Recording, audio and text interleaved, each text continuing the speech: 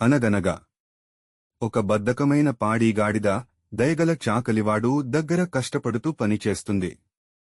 అయితే ఒకసారి నక్క వచ్చి ఇలా అంది. నక్క గాడిదకు చెప్పింది, ఎదురుగా ఉన్న పొలం నుండి పచ్చడకాయలు దొంగతనం చేద్దాం. ఎంత సంతోషంగా ఉంటుంది అని. గాడిద నక్క మాటలు నమ్మి పొలంలోకి వెళ్లి పచ్చడకాయలు గటగటా తింటుంది. నక్క పక్కన నిలబడి చూస్తూ ఉంది. రైతు పొలంలోకి వచ్చి గాడిదను పట్టుకుని దాన్ని కొట్టేందుకు కర్ర పట్టుకుని పరిగెత్తుతాడు. నక్క వెనుకుముడి తప్పించుకుంటుంది. గాడిద నొప్పితో వణుకుతూ తన తప్పు తెలుసుకుంటుంది. ఇకపై నక్క మాటలు వినను అని నిర్ణయిస్తుంది. చాకలివాడు గాడిదను చూసి, నిజాయితీతో ఉండాలి. పని చేయకుండా మోసానికి దారితీస్తే దాని ఫలితాన్ని అనుభవించాల్సిందే అని చెప్పాడు.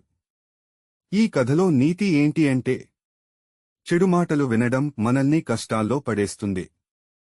మంచితనం, క్రమశిక్షణ ముఖ్యం.